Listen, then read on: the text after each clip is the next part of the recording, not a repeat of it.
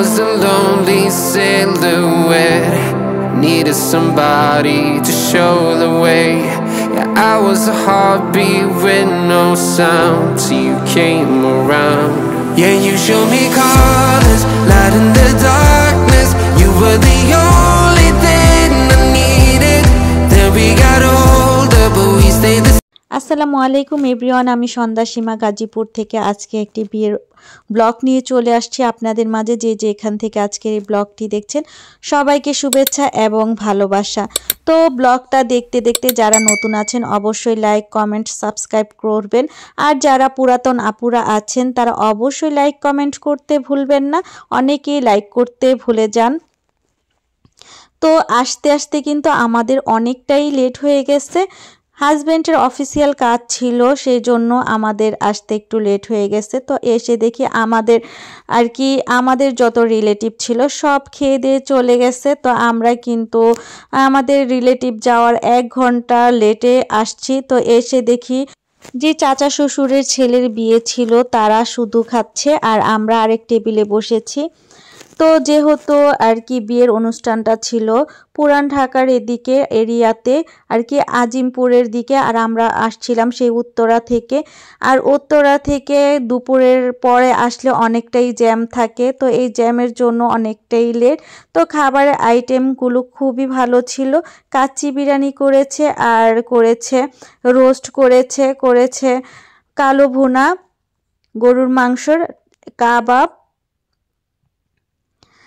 আর এই তো বুরহানি আর তেঁতুলের চাটনি। তো তেঁতুলের চাটনিটা অনেক মজা লেগেছে।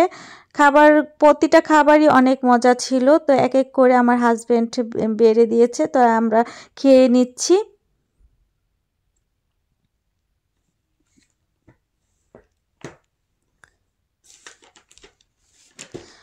তো এইটা যেহেতু দুপুরের প্রোগ্রাম ছিল, তো দুপুরের প্রোগ্রাম 6টার আগে আরেকটা প্রোগ্রাম স্টার্ট হবে, এর জন্য সেন্টারটা ছেড়ে দিতে হবে। তাই বরকনেও চলে আসছে খাবারের জন্য। তো আর স্টেজে বরকনেরকে ছবি শ্যুট নিতে পারিনি, তো খাবার খাচ্ছিল সেই মুহূর্তটাই ভিডিও শ্যুট করে নিচ্ছি।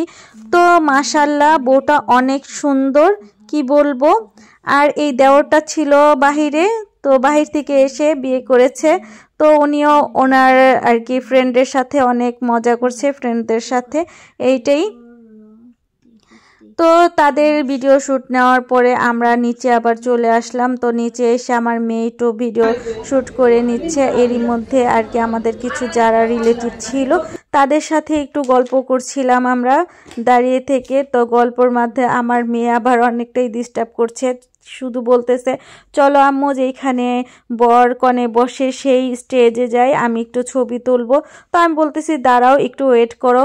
আমার মেয়ে বলতেছে না, মামারা সব ফোল্ড করে ফেলতেছে, যেহেতু অনেকটা লেট করে আসছি, সেহেতু ওনারা আবার আরেকটা প্রোগ্রাম ওনাদের শুরু হবে, এর জন্য। তো আমরা নিচে নেমে চলে আসছি যেখানে বর কনেরা বসে সেই স্টেজের। তো মেয়ে বলতেছে তুমিও আসো, তো আমি যাচ্ছি। তো যে দেখি যেখানে বর কনেরা স্টেজ সাজানো হয়েছে সেইখানে অনেক লোকজন, কনের বাড়ির লোকজন যারা লাস্টে আসছে, আর বরের বাড়ির লোকজন সবই চলে গেছে। যারা নিকট একদম ঘনিষ্ঠ আত্মীয় স্বজন ছিল শুধু তারাই আছে। তো সেইখানে এত জ্যাম দেখে তো ওইখানে আর ছিলাম না, আমরা একদম ডিরেক্ট চলে আসছি সেলফি বুথে। তো সেলফি বুথটা অনেক সুন্দর করে সাজিয়েছে। তো কমেন্টের মাধ্যমে অবশ্যই আপনারা জানাবেন কেমন হয়েছে সেলফি বুথটা সাজানো। তো আমার কাছে ভীষণ ভালো লেগেছে। এরই মাঝে আমরা যত রিলেটিভ আছে সবাই একসাথে ভিডিও ফটোশ্যুট করে নিয়েছি, এগুলাই মেমোরি হিসাবে থেকে যায়। তো আমার মেয়ে এক এক করে ভিডিও শ্যুট করে নিচ্ছে, আর বলতেছে আমারটাও করে দাও। তো ওটাও করে দিয়েছি। তো আমি বলতেছি চলো এবার তোমার বাবার আর আমাকে একটু ভিডিও শ্যুট করে দাও। তো ওর বাবার আর আমাকে ভিডিও একটু শ্যুট করে দিচ্ছে আমার মেয়ে। তো আমি আর হাজব্যান্ড ভিডিও শ্যুট করার পরে আবার মেয়ে আর আমি আবার একটু ভিডিও শ্যুট করে নিচ্ছি। তো বিয়ের ব্লগটা এই পর্যন্তই। কেমন হয়েছে অবশ্যই কমেন্টের মাধ্যমে জানাবেন। তো যেখান থেকে আজকের ব্লগটা দেখছেন সবার সুস্থতা কামনা করে ব্লগটা আমি এই পর্যন্তই রাখছি। এখন চলে যাব বাসার উদ্দেশ্যে। আল্লাহ হাফেজ।